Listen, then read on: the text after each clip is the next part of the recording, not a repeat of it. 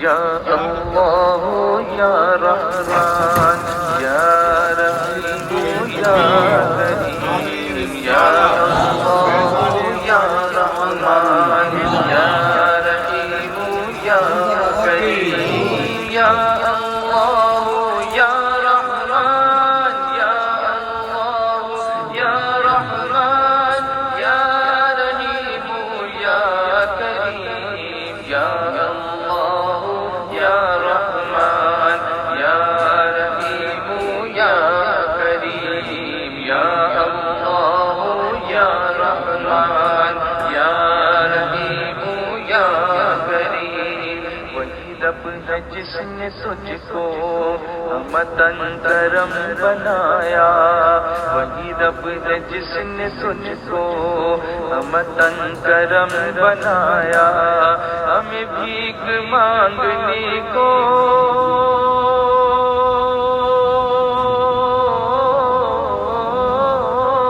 ہمیں بھیک مانگنے کو ہمیں بھیک مانگنے کو تیرا آسنا بتایا تجھے حمد ہے خدایا تجھے حمد ہے خدایا تجھے حمد ہے خدایا تجھے حمد ہے خدایا یا اللہ یا رحمان یا رحیم یا کریم یا اللہ یا رحمان یا رحیم یا کریم یا اللہ یا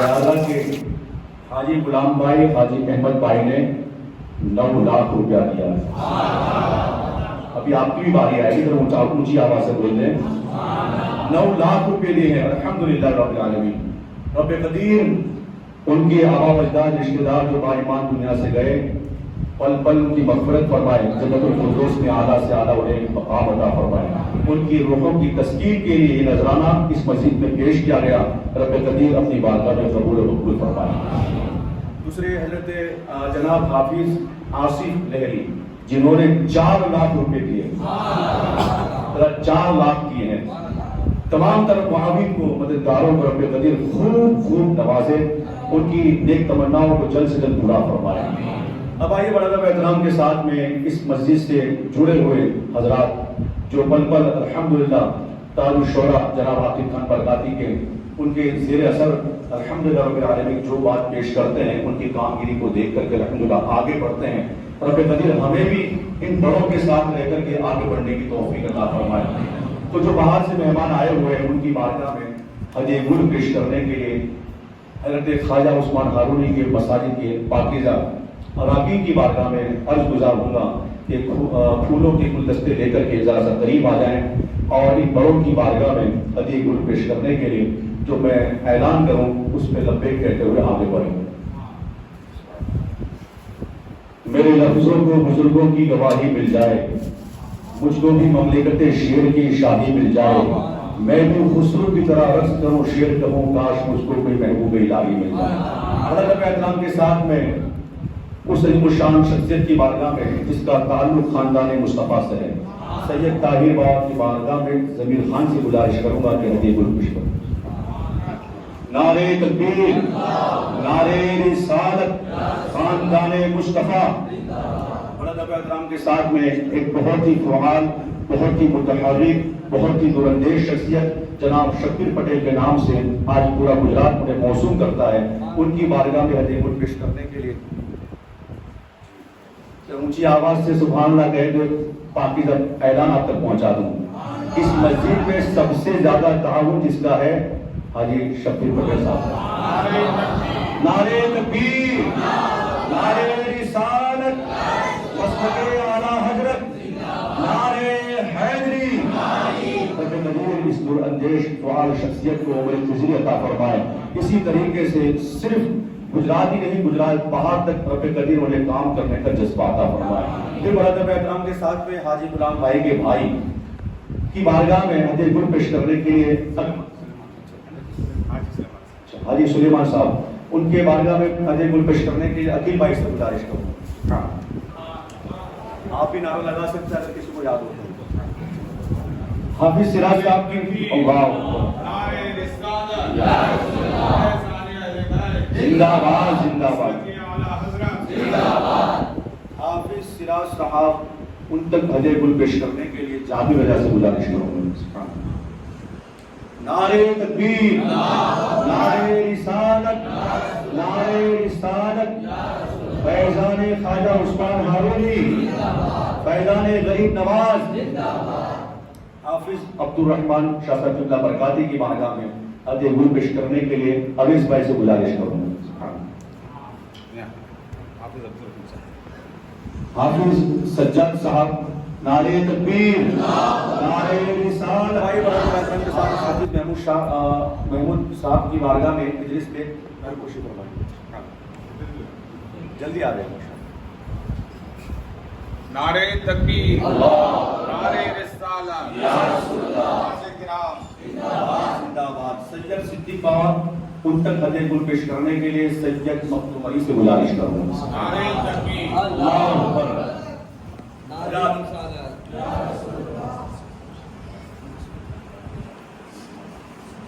ماشاء اللہ، بہت بہت مبارکباد پیش کرتا ہوں کہ ماسٹر یوسف شاہ صاحب قبلہ بھی تشریف لائے ہوئے ہیں، ان کی بارگاہ میں بھی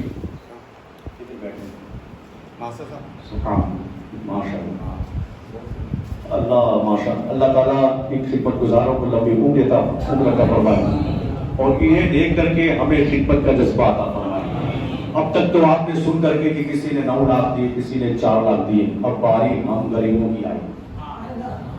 پورا سال اس میں سے کسی بھی مہینے کا انتخاب کر کے آپ اپنی غلامی سرکار خواجہ عثمان ہارونی کی بارگاہ میں پیش کر کے اس مسجد کو تعاون کریں۔ محبت کے ساتھ بولے سبحان اللہ۔ الحمد لله رب العالمين والعاقبة للمتقين والصلاة والسلام على سيد الأنبياء والمرسلين أما بعد أعوذ بالله من الشيطان الرجيم بسم الله الرحمن الرحيم إنما يأمر مساجد الله من آمن بالله واليوم الآخر قال النبي صلى الله عليه وسلم من بنى لله مسجدا بنى الله له بيتا في الجنة صدق الله وصدق رسوله النبي الأمين الكريم ونحن على ذلك لمن الشاهدين والشاكرين والحمد لله رب العالمين الصلاة والسلام عليك يا رسول الله الصلاة والسلام عليك يا حبيب الله الصلاة والسلام عليك يا نبي الله الصلاة والسلام عليك يا نور الله صلى الله عليه وسلم۔ وہی رب ہے جس نے تجھ کو امانت کرم بنایا، ہمیں بھیک مانگنے کو تیرا راستہ بتایا، تجھے حمد ہے خدایا، تجھے حمد ہے خدایا۔ یہی بول سدرا والے چمن جہاں کے ڈالے، سبھی میں نے چھان ڈالے، تیرے پائے کا نہ پایا، تجھے یک نے یک بنایا، تجھے حمد ہے خدایا، تجھے حمد ہے خدایا۔ وہ کنواری پاک مریم کو نفر تفیلی قادم ہے، عجب نشان اعظم مگر آمنہ کا جایا، وہی سب سے افضل آیا، تجھے حمد ہے خدایا، تجھے حمد ہے خدایا۔ ہمیں اے رضا تیرے دل کا پتہ چلا بمشکل، درے روز کے مقابل وہ ہمیں نظر تو آیا، یہ نہ پوچھ کیسا پایا، تجھے حمد ہے خدایا، تجھے حمد ہے خدایا۔ میرے آقا علیہ الصلوۃ والتسلیم کے پیارے دیوانوں، خواجہ عثمان ہارونی مسجد اور مدرسہ برکات مولا علی کے افتتاح میں سب جمع ہیں۔ جن حضرات نے دامِ دل میں قدم سکھنے جیسے بھی حصہ لیا، اللہ رب العزت اپنی شان کے لائق دونوں جہانوں میں بدل عطا فرمائے۔ میرے آقا علیہ الصلوۃ والتسلیم کے پیارے دیوانوں، اللہ تبارک و تعالیٰ کے گھر مسجد کو آباد کرنا کس کے حصے میں ہے، یہ اللہ تعالیٰ خود ارشاد فرمائے۔ جب آیت طیبہ نازل ہوئی، شان نزول یہ ہے، جنگ بدر کے بعد قیدیوں کو رسیوں سے باندھ کر رکھا گیا تھا، ان میں حضرت عباس بھی موجود تھے، اور مولا کائنات ان کے بھتیجے ہیں۔ وہ انہیں کہتے ہیں چچا تمہیں شرم نہیں آئی؟ تم اللہ کے نبی کے سامنے جنگ کرنے آ گئے؟ تو انہوں نے یہ کہا تھا اس وقت، ہم خانے کعبہ کے متولی ہیں، ہم اللہ کے گھر کی خدمت کرتے ہیں، آنے والوں کی خدمت کرتے ہیں۔ تو اللہ تبارک و تعالیٰ نے حکم نازل فرمایا۔ اس وقت وہ ایمان والے نہیں تھے اور مسجد کی خدمت کی بات کر رہے تھے، تو اللہ ارشاد فرماتا انما یعمر مساجد اللہ من آمن باللہ والیوم الآخر، بے شک اللہ کے گھروں کو وہی لوگ آباد کرتے ہیں جو اللہ اور قیامت کے دن پر ایمان رکھتے ہیں۔ ایمان والوں کے حصے میں ہے اللہ کے گھر کو آباد کرنا، ان کے نصیب میں ہے۔ اور اسی لیے آقا کریم نے ارشاد فرمایا جس بندے مومن کو تم زیادہ مسجد آتا جاتا دیکھو اس کے کامل مومن ہونے کی گواہی دیکھو۔ میرے آقا علیہ السلام و تسلیم کے پیارے مہمانوں، اللہ کے گھر کو آباد کرنا یہ بڑے نصیب کی بات ہے۔ آباد کرنے کے کئی طریقے ہیں، ایک تو بنا کر آباد کرنا، پھر اس کے بعد اسے سجدوں سے آباد کرنا، اور یہ بہت ضروری ہے۔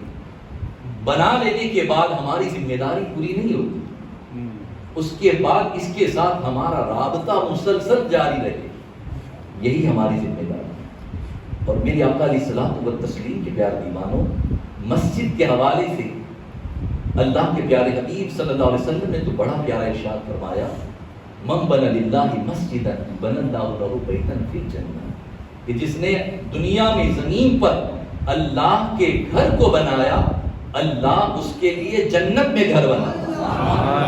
وہ رب تو گھر سے پاک ہیں، وہ تو پاک ذات ہیں، وہ مکان سے پاک ہیں، پھر بھی اللہ کا گھر ہے۔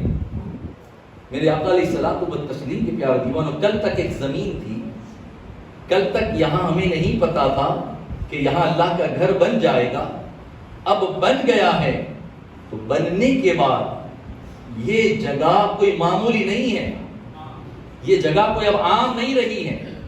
آقا کریم ارشاد فرماتے ہیں مسجدیں دنیا میں جنت کے باغ ہیں۔ اب یہ جنت کی کیاری بن گئی ہے، باغ بن گیا ہے۔ اور یہاں پر ایک بات یہ بھی عرض کروں، مومنوں کی نیت کو اللہ نے کتنا اونچا مقام دیا۔ اس کی نیت مومنوں نے کی ہے کہ یہ اللہ کا گھر ہے، یہ مسجد، یہ جگہ، یہاں پر نماز ہوگی، عبادت ہوگی۔ تو جیسے ہی مومن نیک نیت کرتا ہے، زمین کا یہ حصہ جنت کا باغ بن جاتا ہے۔ یہ جنت کا ٹکڑا بن گیا۔ قیامت کے دن ساری مسجدیں اللہ تبارک و تعالی خانے کعبہ میں ملائے گا اور اسے پھر بیت المعمور میں ملا دے گا۔ میرے آقا علیہ الصلوۃ والتسلیم کے پیارے دیوانوں، تو مسجدیں بڑی پیاری جگہ ہیں۔ اور دیکھیں یہاں پر ایک بات یہ بھی کہوں، آقا نے جنت کا باغ کہا، اور باغ میں ہم دیکھتے ہیں کہ کوئی باغ لگا ہو اور اس میں کوئی جانور چلا جائے تو وہ چرنے لگتا ہے، وہ ادھر ادھر منہ لگاتا ہے، کچھ بھی چر لیتا ہے۔ اللہ کے پیارے حبیب بھی ارشاد فرماتے ہیں میرے صحابہ جب تم جنت کے باغوں میں آؤ تو کچھ چر لیا کرو۔ اب کیا چریں؟ اس میں تو آقا فرماتے اس میں آ کر نماز پڑھ لیا کرو، کم از کم 2 رکعت نماز۔ اگر آپ نماز سے پہلے آ گئے ہیں تو مسجد کا حق ادا کرنے کے لیے ہم تحیت المسجد کی نماز پڑھتے ہیں، وہ پڑھ لینی چاہیے۔ اگر وہ وقت ہیں جس میں سجدہ نہیں کر سکتے ہیں، جو وقت میں مکروہ ہیں، نماز نہیں پڑھتے، تو کم از کم 3 مرتبہ تیسرا کلمہ پڑھ کر اللہ کی پاکی بیان کر کے جنت کے باغوں میں سے کچھ پھل کو چن لیا۔ یعنی یہاں پر آ کر عبادت ہی کرنی ہے، دنیا کی باتیں نہیں کرنی ہے، یہاں آ کر احترام ہی کرنا ہے، ہنسنا بھی نہیں ہے۔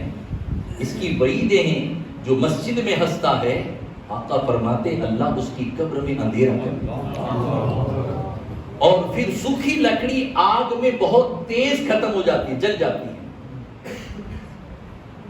اسی طرح مسجد میں دنیا کی باتیں کرنے سے نیکیاں ختم ہو جاتی ہیں۔ ان باتوں سے بچنا بھی ہے۔ یہ نہیں کسی مسجد کا ادب نماز کے وقت ہی ہے، اب یہاں ہمیشہ اللہ کی رحمتوں کا نزول ہوتا ہے. تو ہمارے یہاں رہنے یا نہ رہنے سے ادب ختم نہیں ہوتا. جب بھی مسجد آئے با ادب ہی آئے. میری آقا صلی اللہ تعالی علیہ وسلم کے پیار دیوانوں، اب مسجد آنے کے لیے اور اس کے لیے اللہ کے حبیب نے کتنی پیاری ہمیں حدیث مبارکہ تعلیم فرمائی کہ مسجد آنے والے کا مرتبہ کیا ہے، اس کا مقام کیا ہے. آقا کریم ارشاد فرماتے ہیں جو بندے مومن اپنے گھر سے وضو کر کے نفل نماز کے لیے آئے، چاشت کے لیے آئے، حدیث شریف میں چاشت کا ذکر ہے، تو گھر سے وضو کر کے چاشت کے لیے مسجد کے لیے نکلے گا، آقا فرماتے اس کا مقام اور مرتبہ ایسا ہی ہے جیسے وہ احرام پہن کر عمرہ کرنے جا رہا ہے. عمرہ کرنے جا رہا ہے، گھر سے وضو کر کے مسجد آنے کا یہ ثواب ہے. اور یہ تو نفل کا ثواب ہے. اب فرض کا ثواب سن کر ایمان تازہ کریں. آقا کریم ارشاد فرماتے ہیں جو اپنے گھر سے وضو کر کے فرض نمازوں کے لیے مسجد کے لیے نکلا ہے، اس کا مقام اور مرتبہ ایسا ہی ہے جیسے وہ محرم بن کر حج کے لیے نکلا. دن میں 5 مرتبہ ہمیں محرم بننے کا ثواب اللہ کے گھر آنے میں ملتا ہے. با جماعت نماز کے لیے میرے آقا علیہ الصلوۃ والتسلیم کے پیارے دیوانوں، اتنا ہی بس نہیں بلکہ 5 وقتہ با جماعت نماز پڑھیں گے، اللہ کے گھر میں آئیں گے، بیٹھیں گے. یہ دنیا میں تو باعث رحمت اور برکت ہے، لیکن قیامت کے دن جس پر ہمارا ایمان ہے، اور مسجد کی آیت میں قیامت کا ذکر بھی ہوا ہے، اسی حوالے سے روایت پیش کروں. آقا ارشاد فرماتے ہیں جب پل صراط کو پار کرنے کا موقع آئے گا اور میری امت پل صراط پر لائی جائے گی، میری امت اس وقت میں پریشان ہوگی. لوگ پل صراط کو پار کرنے میں گھبرائیں گے، ڈریں گے. تلوار سے زیادہ تیز ہیں اور بال سے زیادہ باریک ہیں، نیچے جہنم ہے، کیسے جائیں؟ لوگ پریشان ہوں گے، آقا کی امت پریشان ہوگی. سرکار کی امت کو پریشان دیکھ کر جبریل امین تشریف لائیں گے، سدرہ کے مکی آئیں گے اور آ کر کے سدرہ کے مکی پوچھیں گے آپ لوگ پریشان کیوں ہیں؟ کہاں ہمیں ڈر لگتا ہے کہ ہم پل صراط کو پار کیسے کریں؟ تو جبریل امین علیہ الصلوۃ والتسلیم اللہ کے حکم سے مسجدوں کو لائیں گے، وہاں مسجدیں لائی جائے گی اور وہ مسجدیں لا کر کے انہیں کہا جائے گا.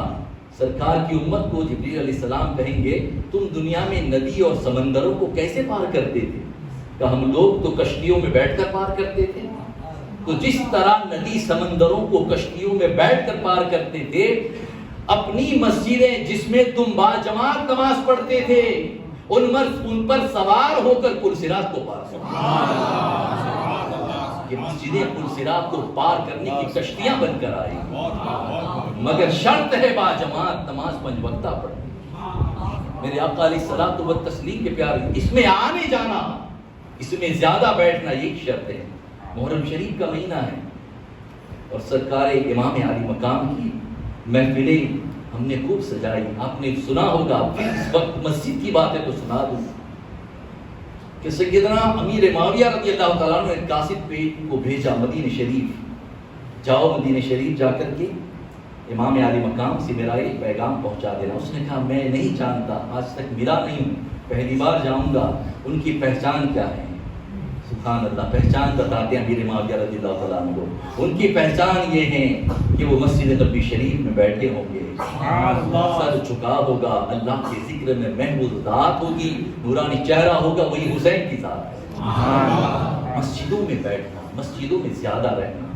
میرے آقا علیہ الصلوۃ والتسلیم کے پیارے دیوان، آج کل ہو یہ گیا ہے کہ مسجدوں میں زیادہ دیر تک الا ماشاءاللہ، لیکن سب نہیں رہتے.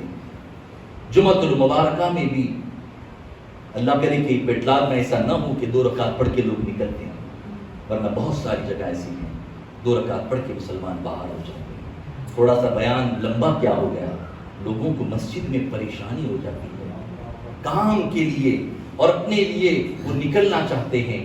میں آپ کو مالک بن دینار علیہ رحمۃ الرضوان کا ایک بڑا پیارا ارشاد ہے وہ سناؤں. وہ ارشاد فرماتے ہیں مسجد کے حوالے سے، المؤمن فی المسجد کالسمک فی الماء.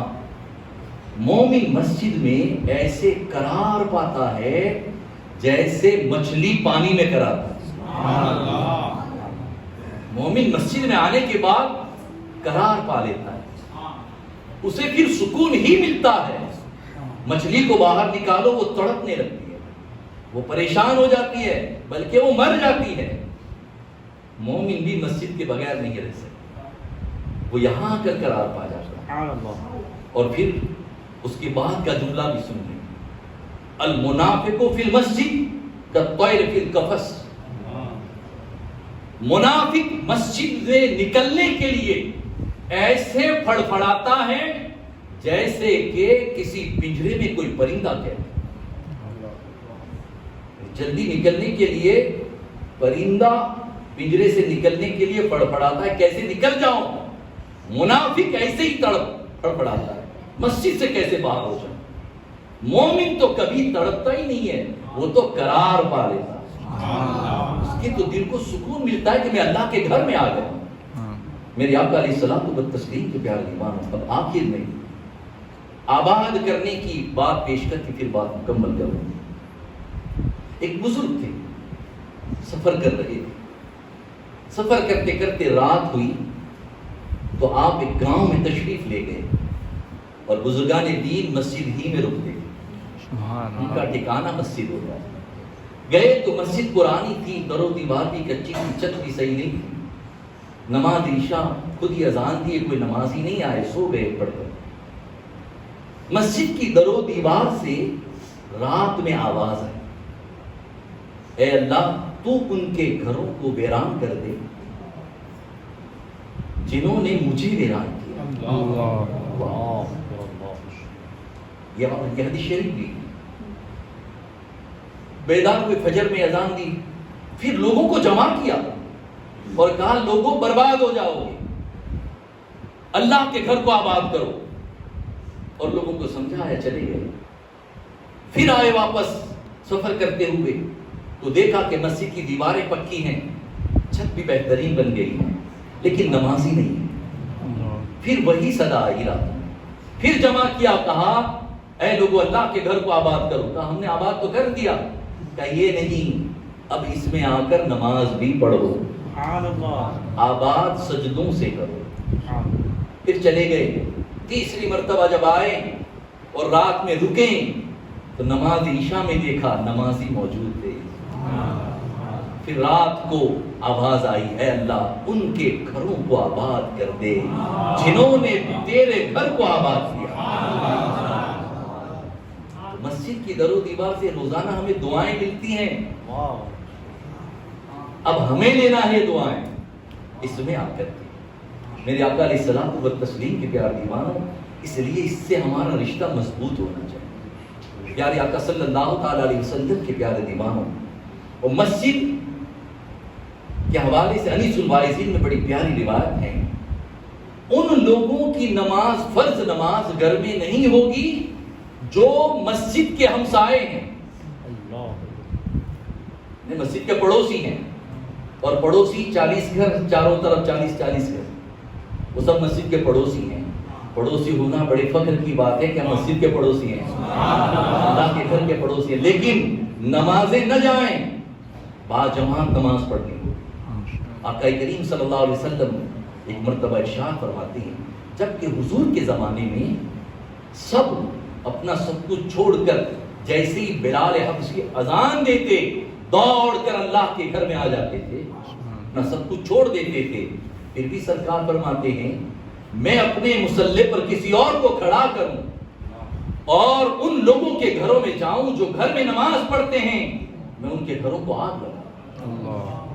مگر ایمان والو، یہاں تو گھر میں نماز پڑھنے کے لیے کچھ لوگ تو ہیں، کچھ تو ایسے ہیں جو سرے سے نماز ہی نہیں پڑھتے، ہماری نمازیں چلی جاتی ہیں، اس کے لیے آقا کریم کتنے ناراض ہوں گے۔ جو باجماعت نہ آئے اس کے لیے سرکار اتنے ناراض کہ اس کے گھر کو آگ لگا دوں، تو پھر جو مسجد ہی نہیں آتے، اپنے دلوں میں جذبہ پیدا کریں اور مسجد سے اپنے آپ کو اتنا زیادہ قریب کر لیں کہ ہمارا ایمان تازہ ہو جائے۔ میرے آقا علیہ الصلوۃ والتسلیم کے پیارے دیوانوں، نمازوں کو کبھی قضا نہ ہونے دی، اور مسجدیں بنا لی ہیں آپ نے، بن گئی ہیں، اب ہمارا کام ہے سجدوں سے آباد۔ اس میں خوبصورتی کے لیے ہم لائٹنگ لگاتے ہیں، کلر کرتے ہیں، اچھی بات ہے، کرنا ہی چاہیے۔ ہمارے گھر سے زیادہ خوبصورت اللہ کا گھر ہونا چاہیے، لیکن اس کی اصل خوبصورتی نمازی ہے۔ آپ نے دیکھا ہوگا جب عید کا دن آتا ہے نا، تو دوسرے دن اخباروں میں تصویریں آتی ہیں، یا آپ نے حرم شریف کا تصویر دیکھی ہوگی، سب بستہ لوگ کھڑے ہیں، تو کتنا پیارا منظر لگتا ہے، کتنا حسین لگتا ہے وہ۔ تو یہی اصل خوبصورتی ہے کہ باجماعت کے لیے لوگ کھڑے ہوں تو مسجد کتنی خوبصورت لگتی ہے۔ تو مسجدوں کو سجدوں سے آباد کرنا ہے، اس میں آ کر کے تلاوتیں کرنا ہے، ذکر کرنا ہے، اور اپنے رب کو منانا ہے۔ میرے آقا صلی اللہ تعالیٰ علیہ وسلم کے پیارے دیوانوں، جب اس طرح سے ہم مسجدوں کو آباد کر لیں گے، اور پھر کس ایک روپیہ بھی اللہ کے گھر میں دیا ہوگا، اللہ اس کے لیے جنت میں گھر بنائے، اور اصل ہمارا وہی تو ہے۔ اس لیے میرے آقا علیہ الصلوۃ والتسلیم کے پیارے دیوانوں، اپنی نیک کمائی دی ہے اور دے کر کے تو آباد کر دیا ہے، اب اپنے پیشانیوں کو اللہ کے گھر میں آ کر دے اور پھر اسے سجدوں سے آباد کریں۔ میرے آقا علیہ الصلوۃ والتسلیم کے پیارے دیوانوں، آقا کریم صلی اللہ تعالیٰ علیہ وسلم نے بڑا پیارا ارشاد فرمایا کہ جو بندے مومن مسجد آتا ہے، ہر قدم پر اللہ اس کا ایک گناہ مٹا دیتا ہے، اسے ایک نیکی عطا فرماتا ہے۔ اس گھر کے لیے، باقی کہیں جائیں ہم، مگر یہ گھر کے لیے ہمارے لیے خوشخبریاں ہیں، تو مسجدوں سے رشتہ خوب مضبوط کریں۔ اور پھر آخر میں میرے آقا علیہ الصلوۃ والتسلیم کے پیارے دیوانوں، مسجد میں صفائی کر لی ہے، یہ بھی بڑی نیکی ہے۔ سبحان اللہ۔ مسجد کی ہمارے یہاں ہم مؤذن رکھتے ہیں، صفائی والے رکھتے ہیں، مگر ایک تنکا بھی اگر کہیں گرا ہوا دکھے نا کبھی، اسے اٹھا کر کے باہر کر دو، کیا ثواب ملے گا؟ سرکار ارشاد تو فرمایا، جس نے مسجد میں تنکا گرا ہے اسے اٹھا کر باہر کیا تو اللہ تبارک و تعالی اسے آقا کریم صلی اللہ علیہ وسلم کی آنکھ مبارک سے یہ تنکا نکالنے کا ثواب عطا فرمایا۔ ایک مٹھی پر کسی نے مسجد سے صفائی کر کے کچرا باہر نکالا، اللہ تبارک و تعالی اسے 1 سال کی عبادت کا ثواب عطا فرمایا۔ اور جس نے مسجد میں آ کر کے مسجد کی صفائی کی، اللہ اس کے دل کو پاک کرنا، دل کو پاک کرنا ہے تو اس گھر کو پاک کرنا، اس کی صفائی کریں، یہ اللہ پاک کر دے۔ تو یہ باتوں کو ذہن میں رکھیں اور پھر بھرپور تعاون ابھی بھی کریں، جو کام باقی ہیں انہیں پورا کرنے کی کوشش کریں۔ میرے آقا علیہ الصلوۃ والتسلیم کے پیارے دیوانوں، اجالا کرے، لائٹنگ کرے، جب تک یہ جولی گھومتی ہے۔ ایک بڑی پیاری بات یاد کر دو، آقا کریم رات میں نماز عشاء کے وقت مسجد نبوی شریف میں تشریف لائے۔ جب سرکار تشریف لائیں تو دیکھا کندل روشن ہے مسجد نبوی شریف، وہ لائٹ کا زمانہ تو نہیں تھا، تو مسجد نبوی شریف میں کندل جلائی ہیں اور روشنی ہے۔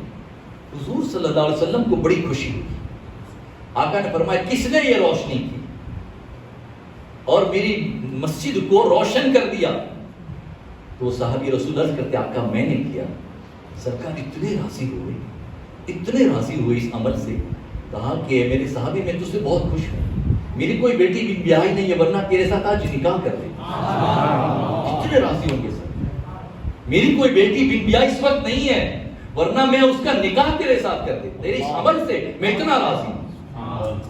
تو پھر ایک صحابی عرض کرتے آقا اجازت دے، میری بیٹی ایک کنواری ہے، میں ان کا نکاح ان سے کروں۔ میرے آقا علیہ السلام کو کتنا پیارا عمل ہے۔ تو ہمارا یہ زمانہ تو ہمارا لائٹنگ کا ہے، اور پھر وہ کندل آقا فرماتے ہیں جب تک کوئی روشنی کرے، چراغ مسجد میں جلائیں، اور جب تک وہ چراغ جلتا رہتا ہے عرش کے فرشتے اس کے لیے اللہ کی بارگاہ میں مغفرت کی دعا کرتے رہتے ہیں۔ مگر ہمارے یہاں تو لائٹ ہے اور وہ رات بھر جل سکتی ہے، وہ چراغ تھوڑی ہی ٹائم جلتا تھا، پھر تیل ختم ہوتا تھا تو بجھ جاتا تھا۔ اب تو یہ زمانہ ہے کہ لائٹ کئی دیر تک چلتی ہے، جب تک لائٹ جاری رہے گی ہمارے لیے فرشتے دعا کرتے رہتے. تو اس لیے یہ کام بھی کریں, نماز کی پابندی کریں, 5 وقتہ نماز کی پابندی کریں باجماعت. اللہ ہم سب کو عمل کی توفیق عطا فرمائے. استغفر اللہ ربنا من کل ذنب واتوب الیہ. ہمارے سنتیں پڑھنے کے لیے انشاءاللہ.